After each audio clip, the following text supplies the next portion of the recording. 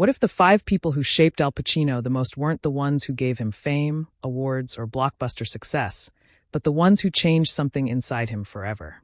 One of those names became the subject of a tribute Pacino wrote only a few weeks ago, a tribute so personal that it reportedly took him several days just to finish. The words, apparently, were harder to find than any line he had ever delivered in front of a camera. That person belongs to an incredibly short and deeply personal list. 5 people Pacino has said actually built him. Not the awards, not the box office, just 5 people who left a permanent mark on his life and career. And one of them came into his world almost entirely by accident, on a movie nobody expected to matter nearly as much as it eventually did, only for Pacino to watch that remarkable discovery burn out far too soon. Pacino has never arranged these 5 according to fame or glory. Instead, he has repeatedly told the story of what each person truly gave him. So let's go through them in the order he has told it. Number 1 is Robert De Niro, a friendship that remarkably took 21 years before the 2 men actually appeared together on screen. Both actors were part of The Godfather Part 2 in 1974, with Pacino portraying Michael Corleone as he ran the family in the present and De Niro playing the young Vito Corleone in flashbacks. Yet their storylines never crossed.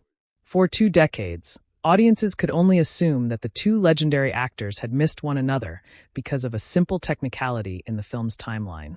2 of the most respected performers of their generation shared top billing in one of the greatest movies ever made, yet their characters never once stood together in the same room.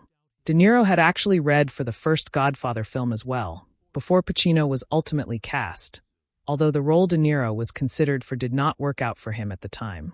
According to Pacino's own account decades later, there had also been real and sustained pressure from the studio on Francis Ford Coppola to consider entirely different actors for Michael Corleone. Pacino has explained that he only came to understand the true shape and severity of that pressure much later in his life. By then, he and De Niro had become close enough as friends to compare notes and realize just how close everything had come to unfolding in a completely different way. Everything finally changed in 1995 when Michael Mann placed Pacino and De Niro directly across a table from each other in Heat. Pacino played a relentless cop, while De Niro portrayed the meticulous criminal he was hunting. Their long-awaited confrontation unfolded in a 6-minute diner scene filmed inside a real Los Angeles restaurant. The sequence has since become something of a masterclass taught in film schools around the world, with students studying it frame by frame to understand exactly how much tension 2 actors can create without ever needing to raise their voices. Before filming that scene, De Niro made one unusual request. He did not want to rehearse it. Pacino later remembered the decision, saying, "He's so great, and he was smart, because he said he didn't want to rehearse the scene with me." Pacino admitted that he initially had doubts about the idea, adding, "At first I had my doubts about that, but then I realized he was right. It really made a difference, and that was very clever." The gamble paid off completely. The encounter feels like 2 men genuinely meeting for the first time because, in a very real sense, that was exactly what was happening. After spending 2 decades being constantly compared with one another, Pacino and De Niro were finally sizing each other up in front of the camera, and they were doing it without the safety net of rehearsal beneath them. The physical demands of that same Heat shoot caught up with Pacino as well. During the climactic foot chase across an LAX tarmac, as his character pursued De Niro's toward the runway, Pacino injured himself. Looking back decades later, he laughed at the situation and recalled, "There I was in my 50s, and I'm up there really about to chase this guy." Even years afterward, he still sounded slightly disbelieving that he had agreed to do it in the first place. Pacino and De Niro reunited for 2008's Righteous Kill, and then once again in Martin Scorsese's 2019 film The Irishman. In a strange way, it completed the circle of a friendship that had begun on a movie in which the 2 men never even occupied the same frame. Somehow, that friendship only grew deeper with age. For 50 years, the 2 actors were repeatedly handed exactly the same kinds of roles, compared endlessly by audiences and critics. Yet somehow they never allowed those comparisons to transform them into rivals instead of friends. Number 2 is Philip Seymour Hoffman, and this is the person Pacino discovered before most of the world had any idea what it was looking at. In 1992, Pacino was starring in his long-awaited passion project, Scent of a Woman. He played a blind and embittered retired Army colonel opposite a young Chris O'Donnell. delivering the performance that would finally earn him his first competitive Academy Award after 8 previous nominations. But during that film, Pacino also found himself working alongside a mostly unknown 24-year-old actor named Philip Seymour Hoffman, who had been cast in a small supporting role as George Willis Jr., a smug and entitled prep school student. It was not a large part, and Hoffman himself considered it a fairly minor job at the time. He accepted it largely because the opportunity meant he could finally leave his job at a Manhattan delicatessen behind and become a full-time actor. But the role did not need to be big to make an impact. Critics watching the movie that winter came away remembering Hoffman's few minutes on screen more vividly than almost anything else about his appearance. He brought a particularly memorable combination of arrogance and cowardice to the spoiled rich kid who was willing to hang his own friend out to dry. Director Paul Thomas Anderson has said that seeing Hoffman in that exact film was the moment he fell in love with him as an actor. He later described the experience as something close to love at first sight. Over the following decade, Anderson would go on to build Boogie Nights, Magnolia, and punch-drunk love around Hoffman.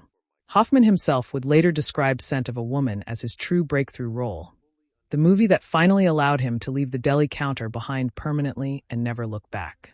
From there, Hoffman's career only continued to expand.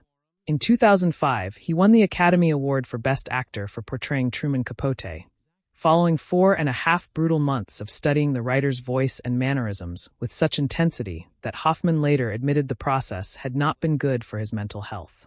Acclaimed performances in The Master, Doubt, and Charlie Wilson's War followed, with each earning him additional Oscar nominations.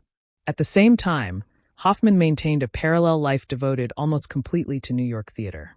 In the early 90s, Hoffman helped found the Labyrinth Theater Company, and over the years he quietly donated hundreds of thousands of dollars simply to help keep its doors open for younger actors who were still struggling to establish themselves. Despite everything he eventually achieved, he never forgot the scrappy and unglamorous roots that had originally shaped him. Back when landing a small supporting role in an Al Pacino movie seemed like the biggest break of his entire life. Yet underneath all that extraordinary talent was something far more complicated. The same relentless, all-in intensity that helped make Philip Seymour Hoffman one of the finest actors of his generation carried a darker undertow beneath it the entire time. On February 2, 2014, Hoffman was found dead at the age of 46 in a rented Greenwich Village apartment, with a needle still in his arm. The cause was later confirmed as a lethal speedball mixture of heroin and cocaine combined with benzodiazepines, following a relapse after more than 2 decades of hard-won sobriety. He left behind his longtime partner, Mimi O'Donnell, and their 3 young children. Hoffman's own family released a short, devastated statement, asking only for privacy as they grieved. Pacino had been the one to give him his very first real shot in front of a camera, back when Hoffman was still an anonymous face slicing meat behind a counter.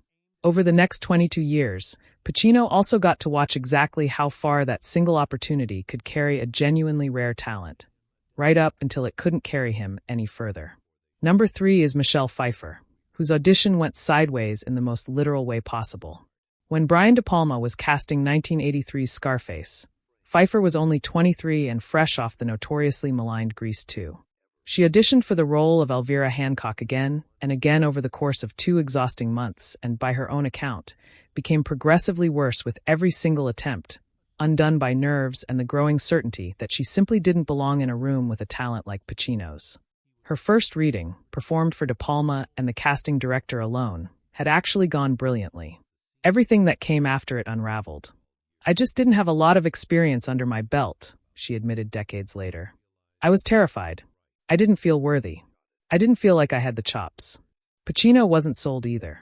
"He just was like, she's bad," Pfeiffer recalled, without any bitterness in the retelling. De Palma nearly cut her loose entirely, walking over one day to gently tell her that it just wasn't going to work out. Pfeiffer has said she was almost relieved to finally hear the rejection after months of dread. Then, unexpectedly, a month later, the call came for one final screen test. It was a scene near the end of the film in which Elvira throws dishes across a room in a drug-fueled rage. By that point, Pfeiffer was convinced she genuinely had nothing left to lose, so she stopped performing with caution and threw herself completely into the scene for the first time in the entire process. When the director yelled cut, everyone in the room noticed blood on the floor. It wasn't Pfeiffer's. She had accidentally shattered a plate and cut clean into Pacino's hand, without either of them noticing until the scene had already ended. "I think then he liked me," she said, laughing about it years afterward. I think that was actually the turning point. The role that had reduced Pfeiffer to tears most nights during the shoot, filming for 6 grueling months while starving herself to look convincingly strung out for the film's final scenes, became her genuine breakthrough. It launched a career that would eventually include Batman Returns, The Age of Innocence, and dozens of other roles across 5 decades. The actor she'd accidentally wounded during her own audition ended up married to her on screen for one of the most quoted and most visually iconic films either of them ever made. A partnership that literally started in blood before it ever got to the cocaine and gunfire everyone actually remembers. Number 4 is John Cazale, the one Pacino met before either of them had anything at all, long before either man had any reason to believe acting would ever pay their rent. They first crossed paths as teenage messenger boys working for Standard Oil, running errands through Manhattan office buildings years before acting entered the picture for either of them. "I knew from the moment I met this guy, everybody liked John," Pacino said. "You just were drawn to him because he was such an interesting person. He was so open."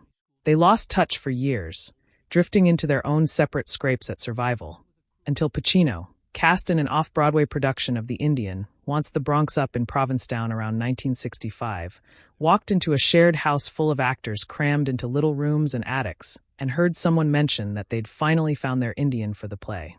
Pacino asked who it was. The director opened a door. It was John. "John, you're playing the Indian," Pacino remembered saying, stunned. That production became the hinge point of Pacino's entire career. Faye Dunaway, already a major star by then, happened to see the little off-Broadway show one night and called manager Marty Bregman and CMA head David Begelman, who both came down to see it themselves. That was it, Pacino has said. That was the moment he finally felt he'd arrived somewhere real. Cazale went on to play Fredo Corleone in both Godfather films, becoming, alongside Pacino, one of the most quietly devastating screen presences of the entire decade and the owner of one of the strangest, most enviable filmographies in movie history. Cazale appeared in only 5 films across his entire, tragically short career. The Godfather, The Conversation, The Godfather Part 2, Dog Day Afternoon, and The Deer Hunter. Every single one of them was nominated for Best Picture at the Academy Awards, creating a perfect streak no other actor in the history of film has ever come close to matching. A body of work so small and so flawless that it almost reads like a deliberate statement rather than the accident of a life cut short. In the mid-1970s, he became engaged to a young, then largely unknown actress named Meryl Streep. Then, in 1977, partway through shooting The Deer Hunter, Cazale was diagnosed with terminal lung cancer. Streep stayed by his side throughout the entire remaining production, reportedly taking a smaller supporting role in that same film specifically, so she wouldn't have to leave him alone on set while he was still well enough to work. Cazale kept finishing his scenes anyway, visibly growing weaker by the week and refusing to walk away from the part. He died on March 12, 1978, at just 42 years old, months before The Deer Hunter. The film that would earn him his 5th and final Best Picture nomination even reached theaters. That meant he never lived to see the extraordinary streak he'd quietly built finally get completed. Pacino has spoken about him for decades since, always with the particular tenderness reserved for the very first person who made him believe that any of this could actually be possible in the first place. The boy from the mailroom who, in just 5 short films, became one of the most perfect actors his generation ever produced. Number 5 is Diane Keaton, and this is the one that remained raw enough that Pacino needed several days, and first had to finish a film shoot in Paris, before he could find any words at all. They first met while filming The Godfather in 1972, with Pacino portraying Michael Corleone opposite Keaton's Kay Adams. Keaton later admitted that the attraction was immediate and, at least initially, entirely on her side. "I was mad for him," she told an interviewer decades later. Charming, hilarious, a nonstop talker. There was an aspect of him that was like a lost orphan, like this kind of crazy idiot savant. And oh, gorgeous. She had even asked director Francis Ford Coppola what he thought of Al after one of their earliest screen tests together, simply telling him that she thought Pacino was great. Their real relationship, however, didn't truly ignite until they came back together for The Godfather Part 2 2 years later. That reunion began an on-again, off-again romance that lasted roughly 15 years, stretching across multiple breakups and reconciliations along the way. Years afterward, Keaton told People magazine that the relationship ultimately fell apart because she genuinely wanted marriage and children, while Pacino never fully committed to giving her either one, regardless of how many times they managed to find their way back to each other. They never married, not each other, nor anyone else during those years. Their relationship ended for good sometime around 1990. For years afterward, according to people close to Pacino, he lived only a few miles away from Keaton in Southern California, yet neither of them ever picked up the phone. Pacino reportedly explained that silence by saying there was simply nothing left that needed to be said because they had already said everything that mattered at the moment when it mattered. Diane Keaton died from pneumonia on October 11, 2025, at 79 years old. When Pacino's tribute finally arrived several days later, it felt less like a formal statement and more like a man thinking aloud for the first time in decades, finally expressing some of what that long silence had apparently been protecting all along. Diane was my partner, my friend, someone who brought me happiness and, on more than one occasion, influenced the direction of my life, he wrote. Though over 30 years have passed since we were together, the memories remain vivid, and with her passing, they have returned with a force that is both painful and moving. She opened doors for others, inspired generations, and embodied a once-in-a-lifetime gift. On screen, she was magnetic, lightning and charm, hurricanes and tenderness. She was a wonder. She lived without limits, and everything she touched carried her unmistakable energy. People will miss her, but more than that, they will remember her. She left a mark that cannot fade. She was unstoppable, resilient, and above all, deeply human. He ended with a line that sounded less like a eulogy and more like a private confession finally spoken aloud, decades after it was due. I will always remember her. She could fly, and in my heart she always will. Taken together, these 5 names reveal the entire emotional architecture of Al Pacino's career. Not through awards or box office numbers, but through the people who actually helped build him, scene by scene and decade by decade. De Niro gave him a rivalry that somehow never curdled into anything other than mutual respect. They were 2 men who spent 50 years being offered the exact same kinds of roles and simply refused to allow that circumstance to turn them into enemies. Hoffman gave Pacino proof that he could still recognize a once-in-a-generation talent before anyone else in the room had noticed a thing. A gift for which he clearly claimed no credit, yet still carried every ounce of quiet pride in any way. Pfeiffer gave him a literal scar and one of the great villain romances in American film history, emerging from 2 months of terror that somehow, accidentally, drew blood and broke the ice at exactly the same time. Cazale gave Pacino the very first genuine push that took him out of a mailroom and into a life neither of them could ever have predicted while sharing an attic in Provincetown. And Keaton gave him 15 years of love that he apparently never fully replaced, followed by another 30 years of silence that he never stopped quietly regretting, right up until the day when there was nothing left for him to do except finally put those feelings into writing. If this look behind the legend of Al Pacino moved you, give this video a like and subscribe to the channel. We'll keep pulling back the curtain on the real bonds behind the performances you grew up watching, because the truths behind these old films deserve to be remembered long after the credits roll.